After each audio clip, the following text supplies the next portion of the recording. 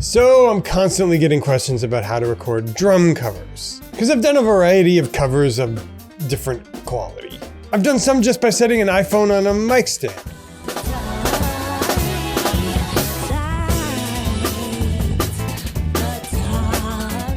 And I've done them with multiple angles and my EAD 10.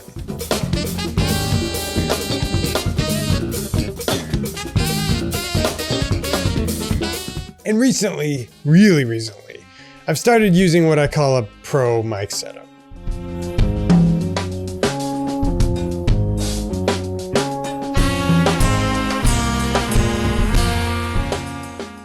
But one of the biggest obstacles to people getting started with drum covers is they think if they don't have amazing mics or professional lighting or a dolly cam, they shouldn't bother recording drum covers or original music or band tracks or whatever. And I'm here to tell you, stop being a perfectionist and just start recording. I'll tell you what gear to use to do the most bare bones drum covers and how to upgrade your setup. Today on 80/20, 3 levels of how to record a drum cover. Stay tuned.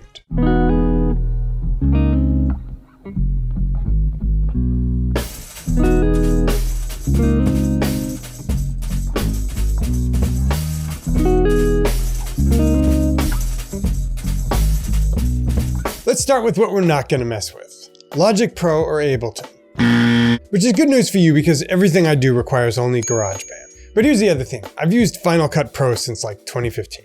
I'm pretty sure there are free or cheap softwares or apps that make this easy, and I'll defer to people in the comments if they've got recommendations. I used to use iMovie, and it's pretty quick if you don't need to switch between camera angles. I'm not sure if iMovie's added an auto sync feature since I last used it in like 2013 or 2014. At the time it didn't have one, and that's why Final Cut, which is kind of like the pro version of iMovie, made things so much easier. The other software I've started using, which is free, is Moises.ai. The funny thing is, everybody on YouTube was shilling this app back when they were trying to get adoption. And I'll be honest, at the time, the app sucked. But now they've fixed a bunch of bugs, and the audio sounds great. You can get great sounding tracks. So, free shoutouts, Moises. More on them in a bit. Oh, I forgot to tell you, I've also got 2 studio spaces to make covers. My old, or current studio setup, and this.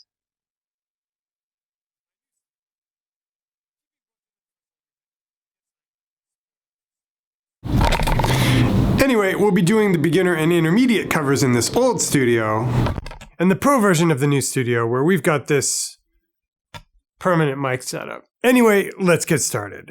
To the laptop, Batman! The first thing we want is to choose a track. I want to choose something fun, but which I already know how to play. So I'm going to choose Tigran Hamasyan's classic, The Grid. My favorite way to get a track is to purchase it legally from a site like Bandcamp where you can just download it. It's cheap at $1 here and it's completely legal. In terms of if it's legal to record a drum cover, it depends. TLDR, if you're not monetizing it or using it as a soundtrack, it's probably legally in the clear. For more on the copyright side of drum covers, check this video. But suffice it to say I'm not an attorney and nothing here constitutes legal advice. So make sure you do your own reading and ultimately make your own decision. Anyway, with that download out of the way, we're gonna open Garageband. We're just gonna say new empty project. We're gonna click save as, and we're gonna save it as The Grid, ghetto version. And we're gonna make 2 versions of this track, one with drums so we can hear the drums as we're playing along with it, and one drumless, which is gonna end up in the final track. First, we'll just take that original track with the drums and drag it into GarageBand. Next, we'll click over to Moises and make our drumless version. They make it super easy, but the free version only handles songs of about 5 minutes. One pro tip is I like to grab the share URL and paste it in instead of uploading the track. That seems to go faster. They make it super easy, follow the prompts. Maybe give it a listen to make sure it sounds good. Then download the composite track without drums.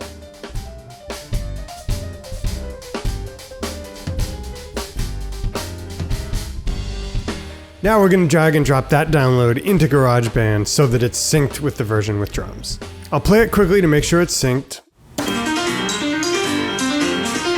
And we're ready to record.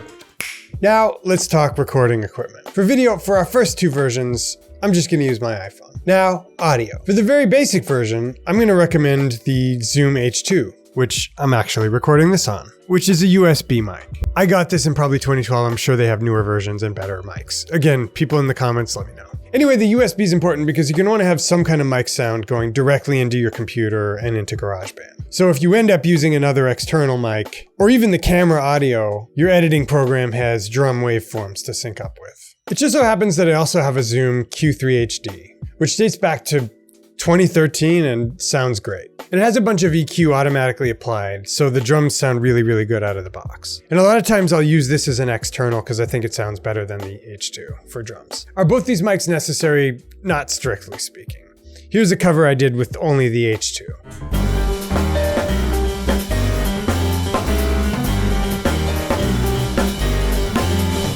Now, let's get started. I put the H2 on a mic stand as an overhead and plug the other end into a USB or a dongle. Then I select that as the audio source from GarageBand. Now, it's important when you use the H2 or the Q3 HD that you set the sample rate to 44.1 kilohertz.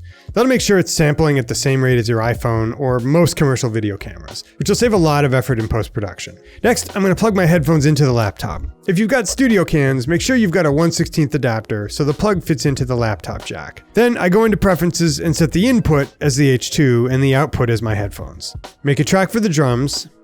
Do a quick sound check so I can hear myself and the levels are good. Set the iPhone up and we're off to the races.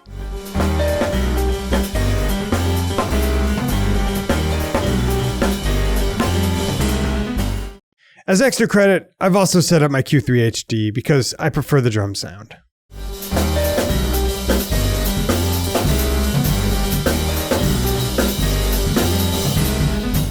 When it's time to edit, I mute the track with the drums in GarageBand, get the levels where I want, and then export the file. Let's do the basic version first with only the H2. So I'll close GarageBand. Of course, this can ask us if we want to save. We say yes. Then I pop open Final Cut and import the iPhone video and the track export. Then I use the sync feature and we'll check to make sure these are synced up. Mute the native audio. Give it a listen. Then we're going to trim right here and export. And we'll go master file. And you can choose the file size you want to export. And that's it. Easy peasy. For the external mic, it's a little more complicated. I'll export 2 tracks from GarageBand, the composite track and then just the drumless track. And since we already did the composite, we're just going to export the drumless now. We do this just in case there's a sample rate difference or something. Then I'll import those 2 tracks into Final Cut. Of course, we already have the other one, but we'll import drumless only. Plus the Q3 HD track, plus the iPhone video, which we have already. Then I sync them all up, mute both the native audio and the composite audio, and adjust the levels, so I'm only using the Q3 HD and the drumless track. Quick point, you may be wondering why you don't just plug the Q3 HD into the laptop and use that as your input source. Good question. Unfortunately, the Q3 HD was not designed with that in mind, so you just can't. Let's give this basic track more of a listen.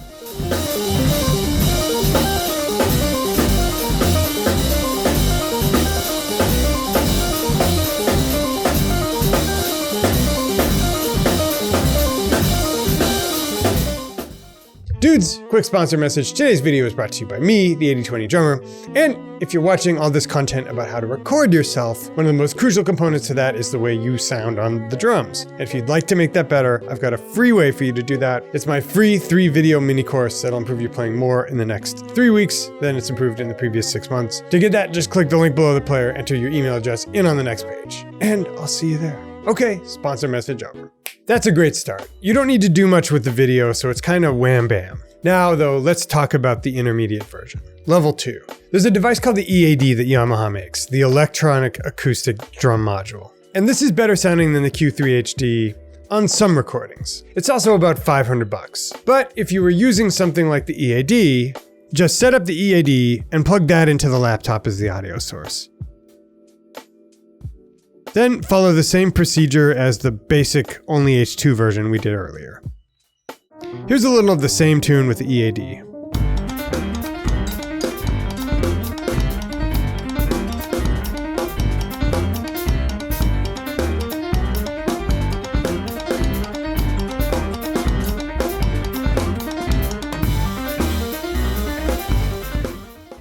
But now, some of you are wondering what the pro version of this looks like. Well, I'm here to show you. So in the Pro Studio, we've got a couple of nice to haves. First, we have these real drum mics and real soundboard. And it's true that I'd probably invest in something like Logic or Ableton, but for purposes of today's video, I'm going to show you how to do everything with just GarageBand. This demo assumes your soundboard has an output, and you either have a direct cord to plug into a computer, or you can get an adapter. But just connect your computer to the power and plug the soundboard into it. Let's hit the laptop. The next thing is to set your input in GarageBand to your soundboard. Again, we're going to go to Preferences, Audio MIDI, and here we've got our input device as the QU24. And for now, we'll use the MacBook speakers as the output device, although when we plug in the headphones, we want to use that. Next, most pro audio setups I've used have a distinct input for each mic. So here, we've already added a track, and it says 1. In GarageBand, you can use the keyboard shortcut Option-Command-N to create a new track. So we're going to do that, and for the next one, we're just going to choose input 2. We're going to click Create. We'll hit Y to minimize our thing here. Anyway, we're going to show a time lapse as I create as many tracks as we have channels. And in this case, we have 24. Now, through the magic of time lapse, I can show you this mostly completed project where I've in fact added all 24 channels here. And my shirt's changed. Next, I like to play a little bit and make sure the levels are okay. Before we do that, we're going to delete any existing tracks we had in here, and we go to the track header for each one and just enable record. Now we'll go over to the drums and sit down and play a little.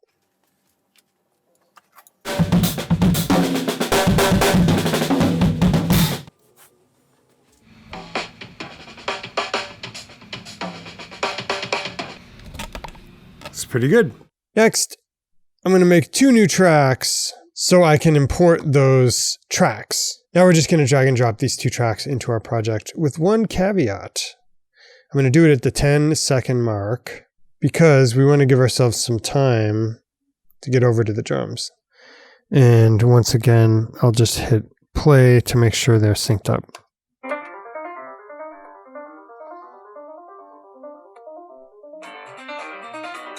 And they're ready to go. That's because in this studio, the only way to press record is on the laptop, and the input line out of the soundboard isn't long enough to reach across the room. I'm working on a solution. If you've got a friend who's willing to press record for you for beer money, you don't have to do this. All my friends are too expensive. Now, 2 new pieces of equipment to introduce. The first is my Canon DSLR. This was about $600. It's about the cheapest good camera you can get. They get way more expensive. This shoots in 1080p, but not 4K. The other thing I'm going to introduce is the extension cord for the headphones, which, give me one sec, reaches across the whole studio and has a 1/16 inch plug for the laptop jack on one end and an input for the headphones on the other. I'm also going to introduce multiple camera angles here. First, I'm going to set up the DSLR with our primary wide shot. Then I'm going to use my iPhone to get a secondary angle. If you can only use 2 angles, I like to do a straight on and an overhead or an over the shoulder. But that's also work, so a close-up side angle works well too. Now I'm going to do a quick take to make sure the levels sound good. I'm too lazy to sync this natively to the sound bed of the video, but it sounds good. Then we hit record and do a take.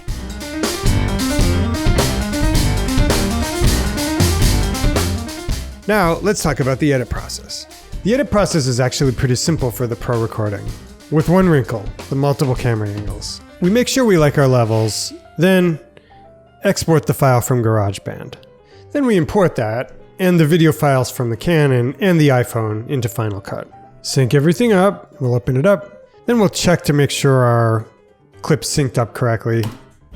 Mute the native drum audio, and we're gonna signal boost our recording audio. Yeah, it sounds really good, I love it. Now we have the fun challenge of cutting between camera angles. In Final Cut, we use the B key to specify a blade and make a cut. So let's say we make a cut here. We can use Command plus to zoom in on a portion. And then we can use the V key to deselect a particular clip. So now it'll show us the front angle. And then say we want to switch from that to the iPhone camera. Any bit that's selected will be here.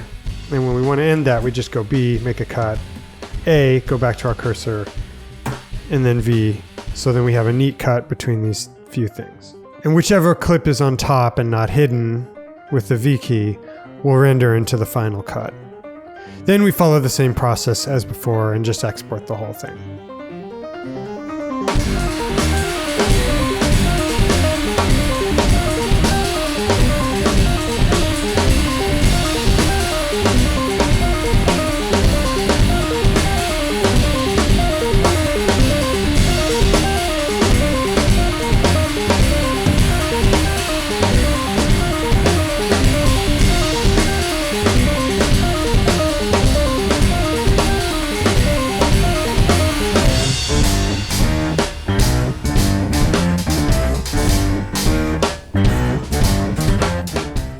And that's your cover. Upload this puppy to Instagram and prepare for fame and fortune. Or more likely, it getting taken down due to fair use abuse. Video with more on that at the card on your screen. Oh hey guys, insert from the future. Wanted to give a quick shout out to Don McKenzie for inviting me to the studio. You may recognize Don from such videos as this one. Anyway, thanks Don. If you guys enjoyed this lesson, please leave a comment below and please share it. And keep in mind that it's brought to you by me. And remember that if you'd like to improve your drumming to make these covers better, I've got a free way to do that. It's my 3-video mini course. Just click the link below the player, enter your email address on the next page, and we'll send that right to you. Dudes, it's been real. Always enjoy these. See you again real soon in another lesson of the week.